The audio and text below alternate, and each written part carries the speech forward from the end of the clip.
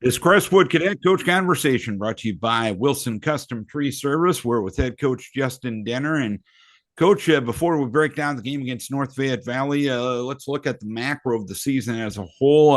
The entire 8 games, you're getting to play a ninth game, which is the goal of any team. How much growth have you seen from your team from the start of practice back in August, or even before that with your off-season stuff, to the point that we're at right now? Yeah, we've seen a lot of growth in a lot of different things. Ultimately, uh, always, as you said, number one goal is to play a ninth game, and that ninth game to mean something in terms of putting a banner up in your school, or putting a trophy in the trophy case or something like that. And our guys accomplished that goal, um, and that was something. It was really important for us in our program, to be the first time since 97, 98, 99 to have three teams, teams three times in a row to get into the playoffs. And so we've grown significantly. We've taken steps, on both sides of the ball. But our guys have stepped into leadership roles. They've handled, everything we've asked them to do. They've handled it greatly. Um, and so forth there. So we're excited to have an opportunity to play in the playoffs this week, and grateful that and truly grateful that's not an everyday thing, right? It's not something that's guaranteed for you. And we talked with the guys, or we'll talk with the guys today about the fact that football is one of the only sports that eliminates the competition before the playoffs start. And that the playoffs are kind of the regular season, and then once you get to the playoffs, it's a different deal. And so to be grateful that we're one of the 32 teams in Class 2A to be playing, and to continue to fight for another week. The game against North Fayette Valley last Friday night, what were your takeaways from that game? Yeah, I think we had the turnover bug. I think we had 4 or 5 turnovers, and then a block punt that was returned for a score as well. And anytime you do that against a high quality opponent, against like North Fayette Valley, you make it really hard to even keep the score close. And that's kind of what we saw there. Um, I think we had a pick six for a touchdown too, and stuff like that. So, that was 14 points, on the board that probably could have been prevented. But kudos to those guys for um, taking advantage of our mistakes. But we played hard. I thought we took away some things that they wanted to do. We just couldn't take away at all. We had some drives there that were really good for us. We just didn't finish them, and that's frustrating in terms of that. But they were also fixable things, and so it's about just trying to get better and continuing to grow here going into this week.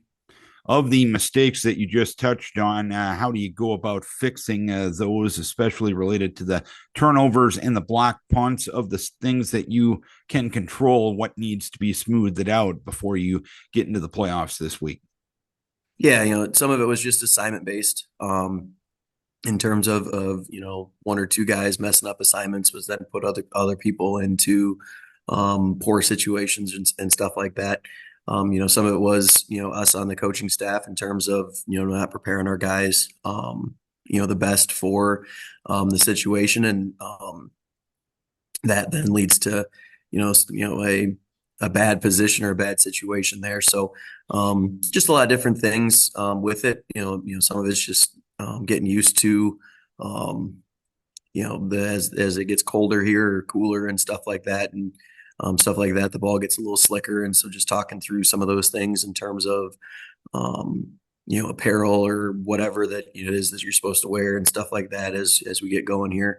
Um, and so forth there. So a lot of it was on us as either players or coaches, in terms of getting those things squared away. And it's just taking these next 4 days to improve those things.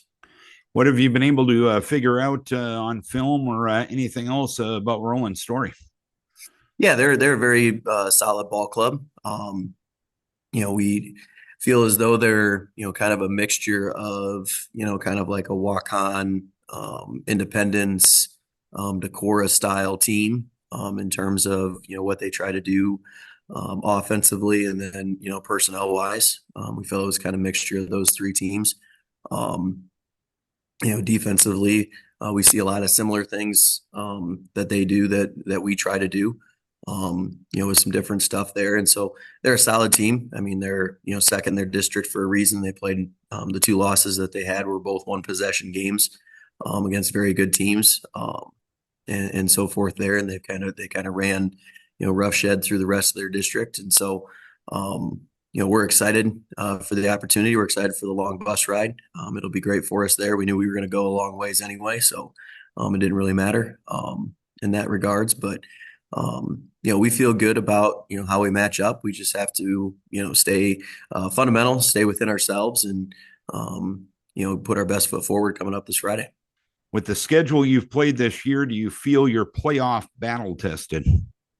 Absolutely, absolutely. Like our non-district opponents, all three of those are set to be in the playoffs. I think obviously MFL Marmac was two in their district. Decorah, I think if you can check me if I'm wrong on this, I think they've clinched a share of the district title on their end. I think Independence is sitting at like second in their district. I think they had a big win on last Friday against West Delaware. I think that kept them at second. And so, those three teams are all in this, all in the playoffs. They're really the only team we've played this year that's not in the playoffs is New Hampton. Everybody else is a playoff team, with the forfeiture of O-line. So, 6 of our 7 games were against playoff teams, and all of those playoff teams are very good in our opinion. And so, yeah, we feel we're very battle tested and ready to go, for what we got. And I think, we had a lot of guys last year that played in our playoff game against Jessup. And so, I think we've got, that kind of reliance too, in terms of, how to mentally handle, that playoff game. Cause I mean, as much as we as coaches want to say it's different or it's not different, it's just another game. Like it is different for kids, to be in that situation. And so, it's a big deal for us to make sure we get ourselves ready to go, but we've got a lot of experience, I think, that will allow us to play the best we possibly can coming up Friday. Well, you got the Ted Lasso sign over your left shoulder there. Absolutely. Absolutely. I love that show. And, actually I rewatch it pretty much every football season to, help keep myself sane and stuff like that. So yeah, a lot of that's going to be needed. There's a lot of belief there and, so forth there. And we talk about that every day as well. All right, Coach. Hopefully, you can make the long bus ride home a happy one come Friday night. Keep your kids healthy. Best of luck to you, and hopefully, we can have another conversation next week. Absolutely. Thank you. Go Cadets. Justin Denner, head coach of the Crestwood Cadets, brought to you by Wilson Custom Tree Service.